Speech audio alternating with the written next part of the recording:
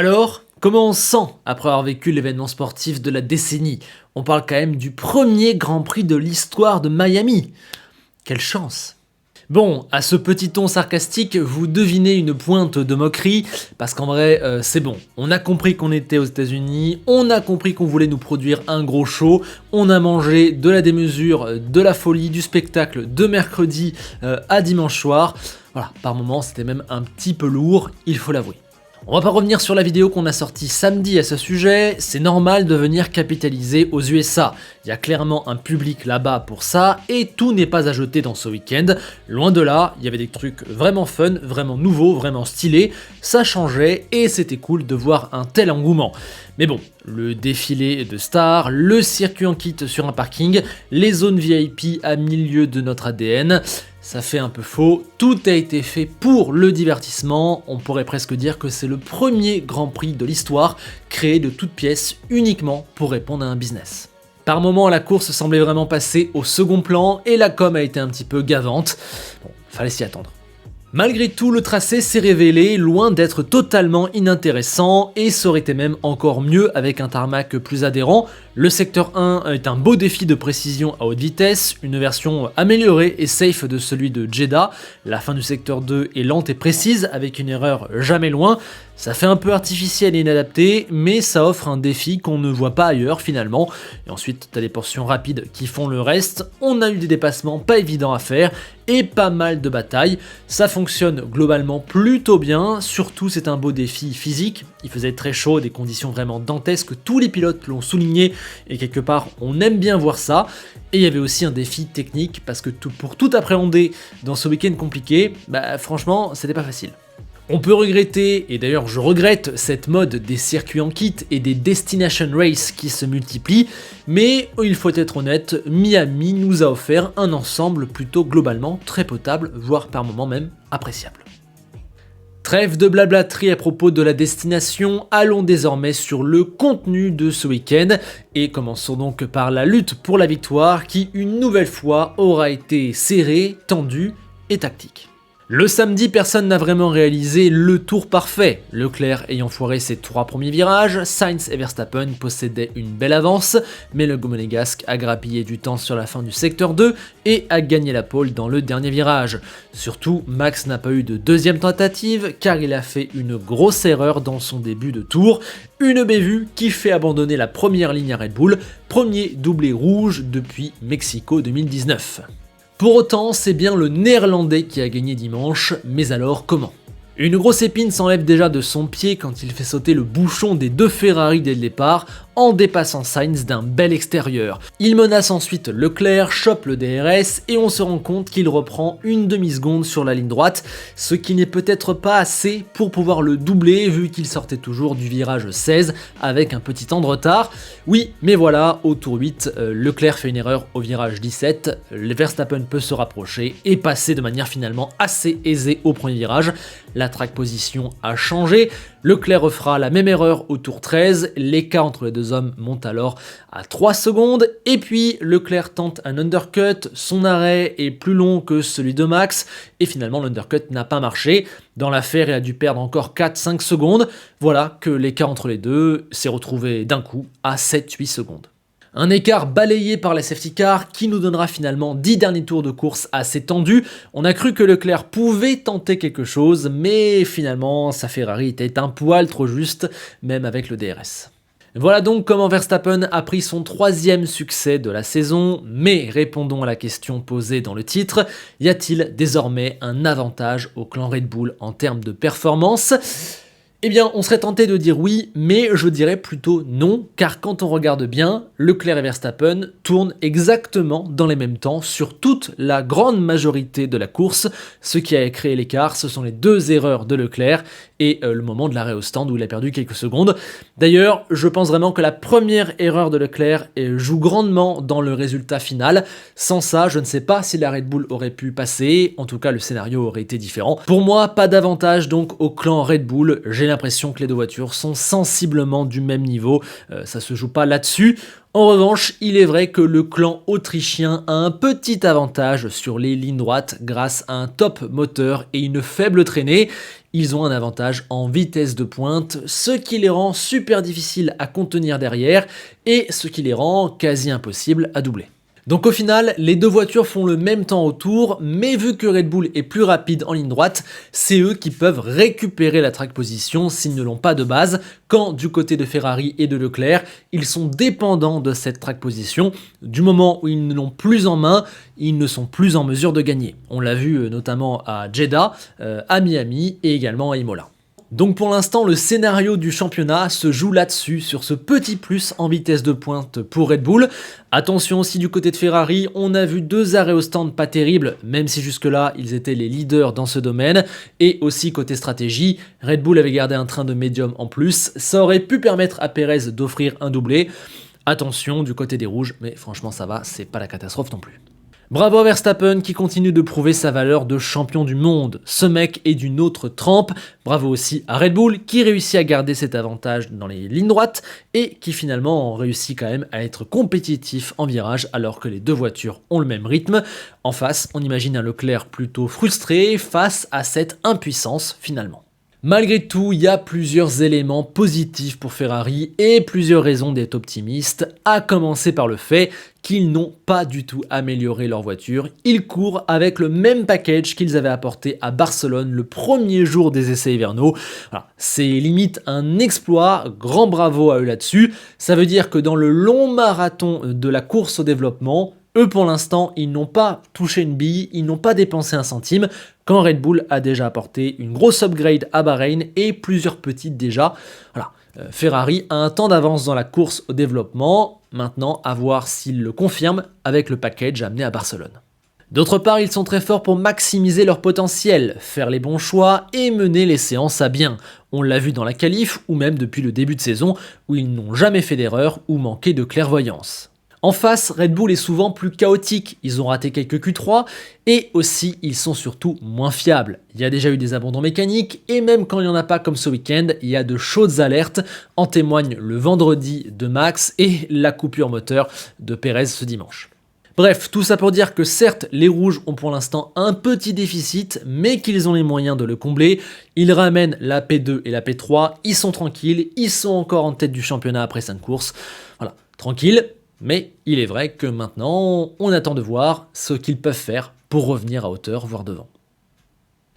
Un petit mot aussi sur Sainz et Pérez qui confirment ce week-end qu'ils ont un petit temps de retard sur leurs deux monstres de coéquipiers.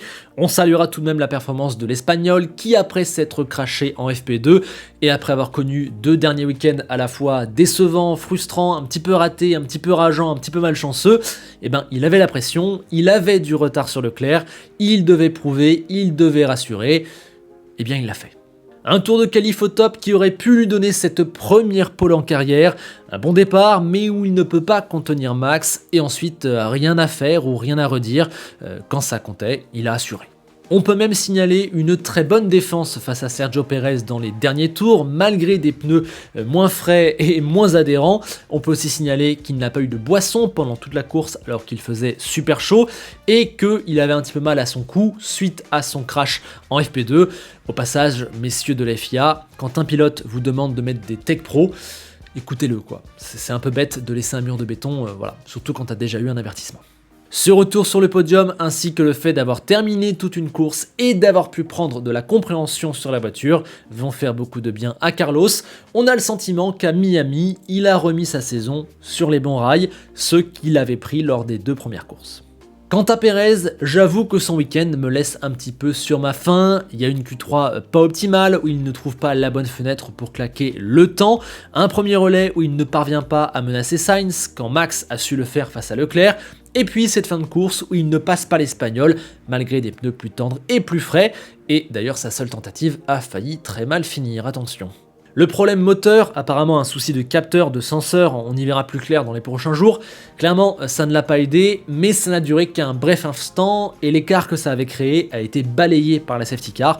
Donc voilà, pour dire le fond de ma pensée, j'ai le sentiment que la P3, techniquement, elle devait revenir plutôt à Sergio qu'à Carlos.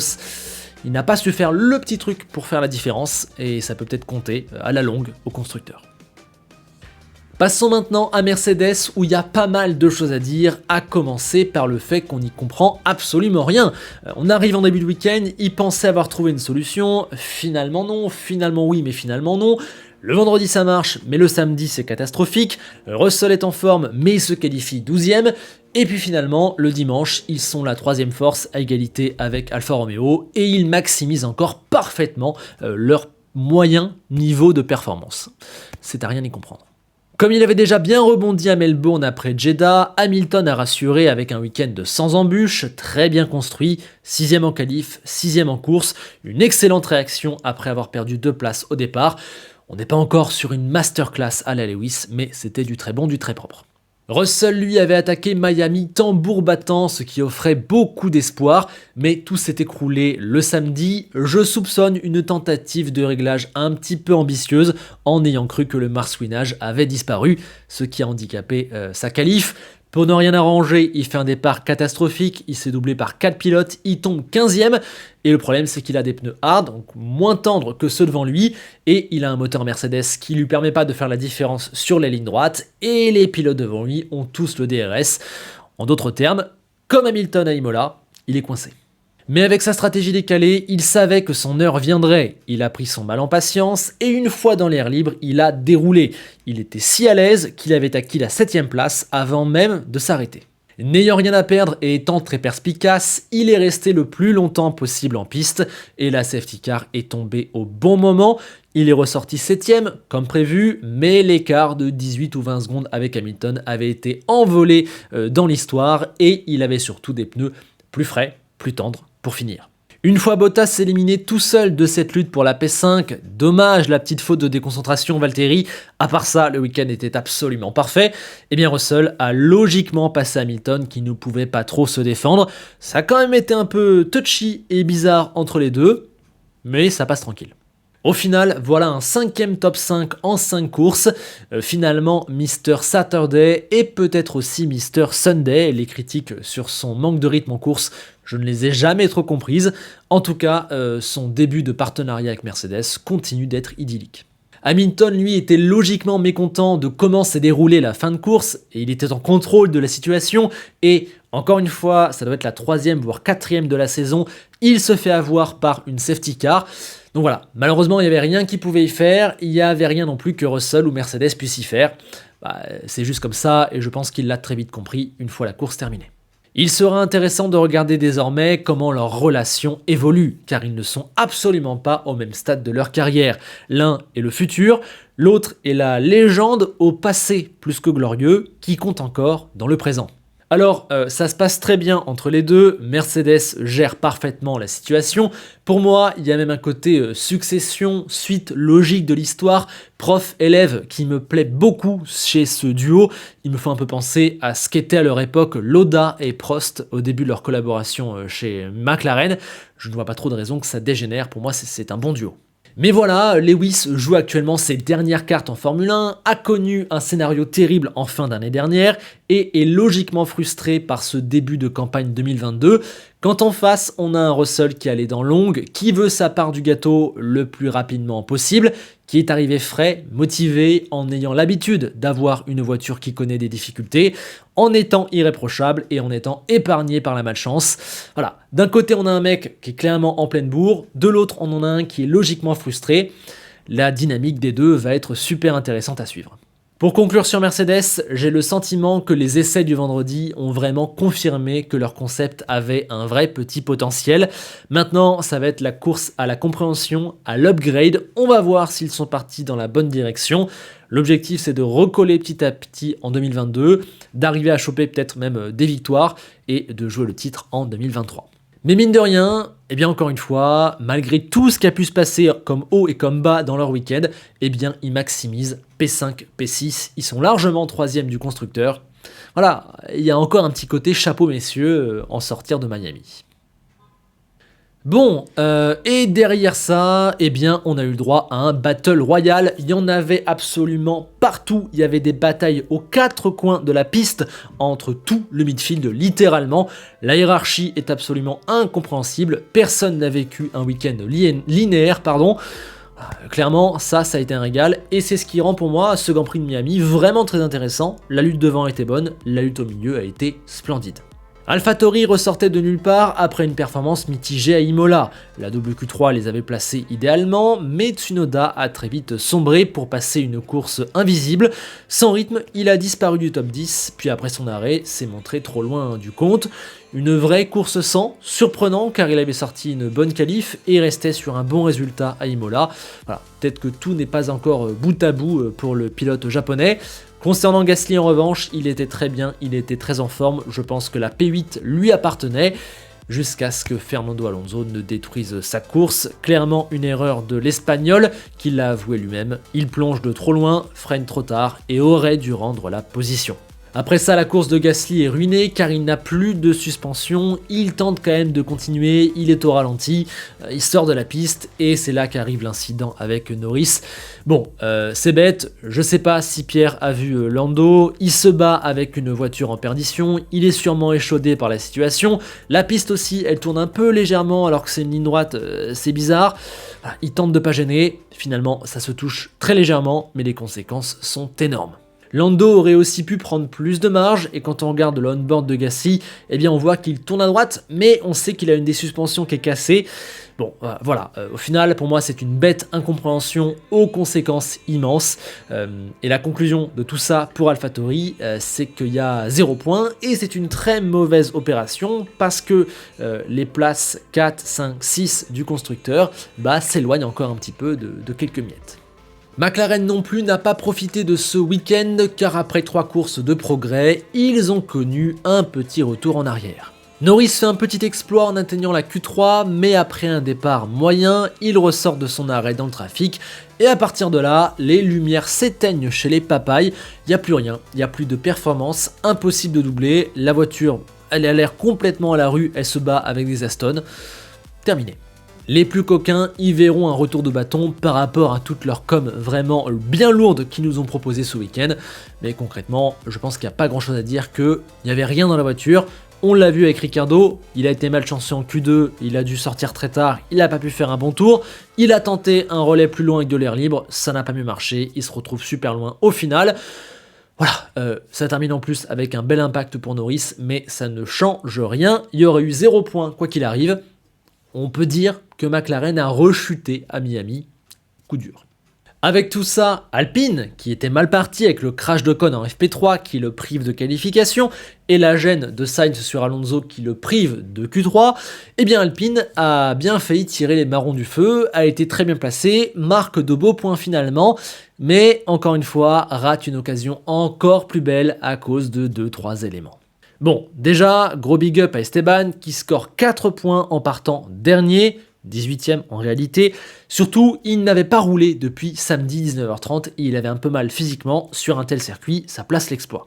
Il ne faut pas trop en faire car ça tient énormément à la safety car, sans laquelle il termine sûrement hors des points et même de manière assez large.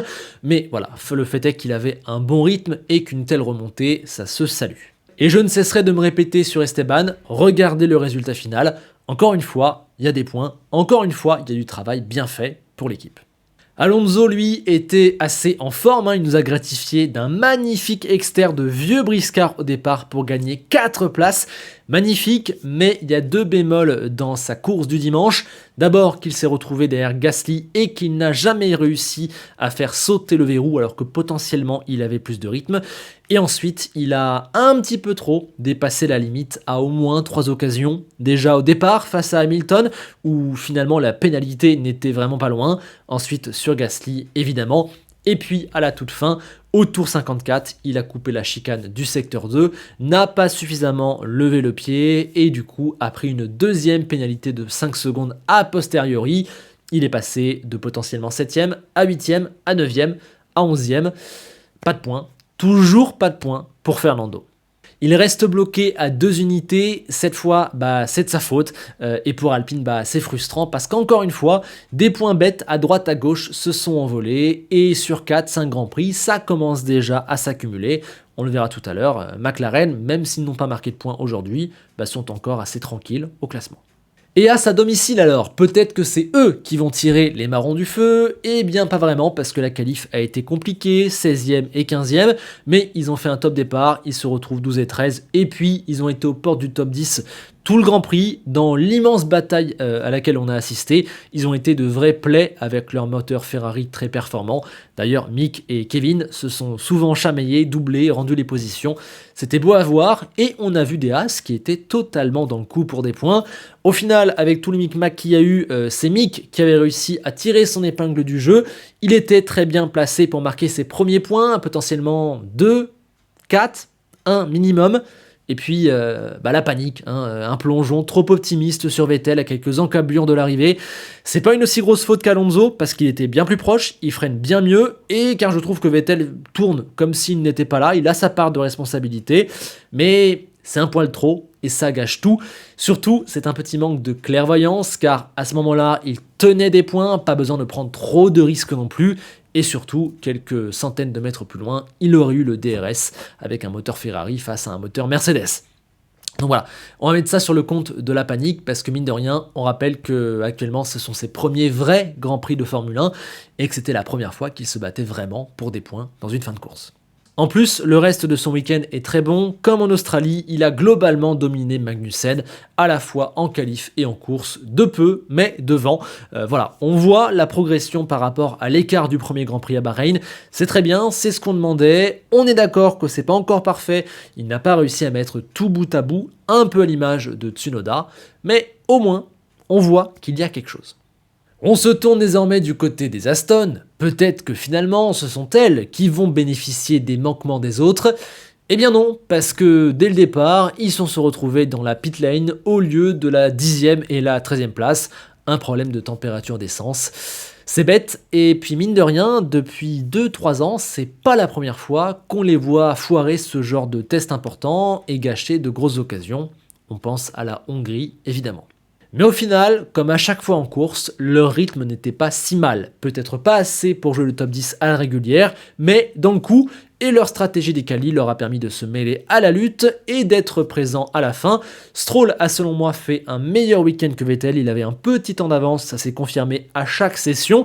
Malheureusement, incident avec Magnussen au restart, il se retrouve un peu loin. C'est donc Vettel qui est en position de jouer les points, mais il y a l'accrochage avec Mick Schumacher, où pour moi, il a quand même une petite part de responsabilité. Voilà, dommage. Lens finit 11e, porte des points, frustré. Bon, finalement, la pénalité d'Alonso lui donne un petit point qui finalement vient récompenser un week-end qui, s'il n'a pas été grandiloquent de la part de notre ami Lens, a été somme toute solide. Et finalement, en plus d'Esteban Ocon, on l'a peut-être trouvé notre grand vainqueur de ce Battle Royale. C'est encore Alex Albon. Comme en Australie, il va nous chercher 2 points avec sa Williams. Cette fois-ci, la qualif est moyenne, mais il fait une course dans le coup. S'est inséré dans la grande bataille, a profité des abandons, du choc Vettel-Schumacher et de la pénalité d'Alonso pour se hisser 9e.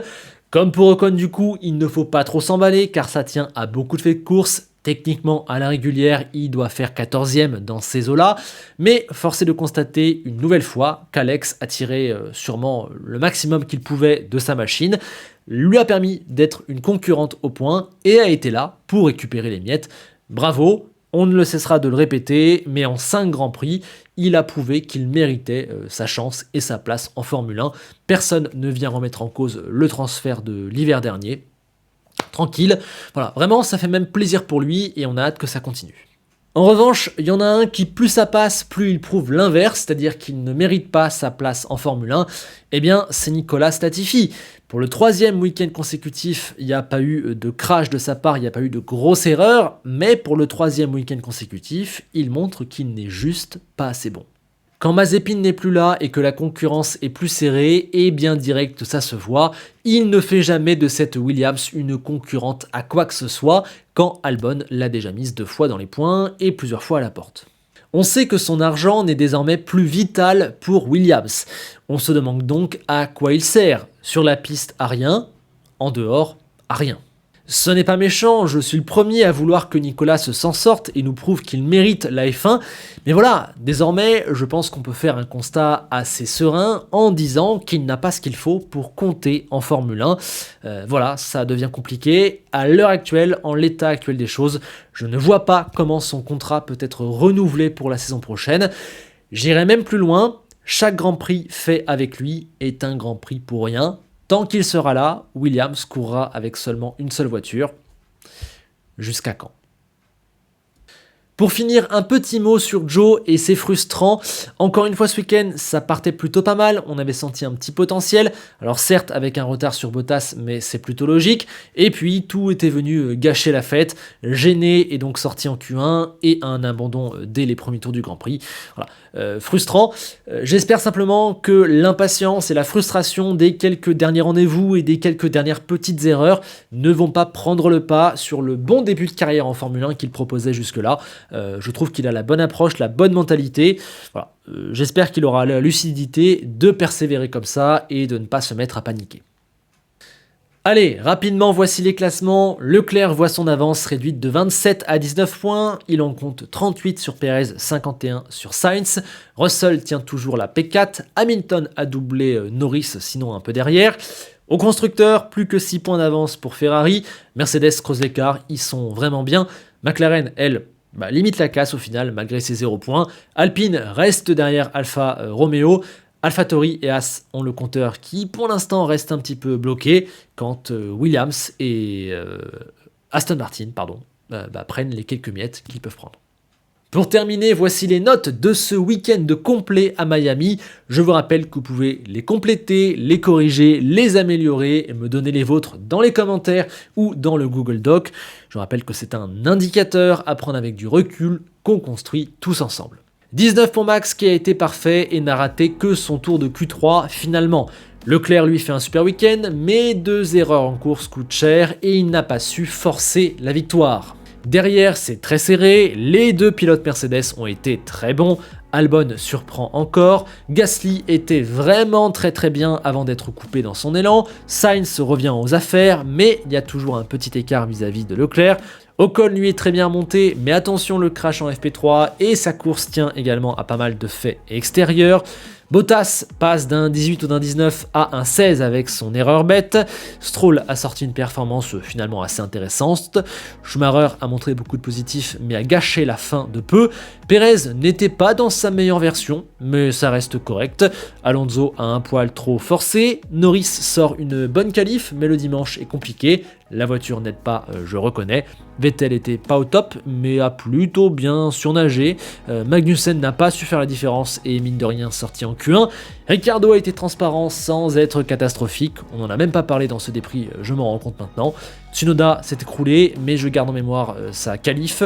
Latifi était trop loin naturellement, et Joe est logiquement non noté. Côté équipe, Red Bull frappe un grand coup, mais en bémol, il y a les trop nombreuses alertes mécaniques, la Q3 pas optimale et le simple podium au lieu d'un double. Ferrari avait un déficit, mais il est tout petit et ils réussissent un doublé en qualif, un double podium en course et une performance finalement maximisée. Mercedes est passé par tous les états, mais finit très bien, encore une fois. Alpine avait une très bonne voiture et n'a pas été aidé par les erreurs de ses pilotes. Dommage, frustrant encore. Alpha était vraiment très en forme dans le midfield, mais rate une grosse occasion. AlphaTauri n'était pas trop mal, mais termine sans rien. As passe pas loin du coche, mais la qualif laisse trop à désirer. Williams fait encore un petit miracle avec pas grand chose, et Aston prend certes un point, mais gage beaucoup mieux. L'erreur faite avant le départ, c'est presque éliminatoire.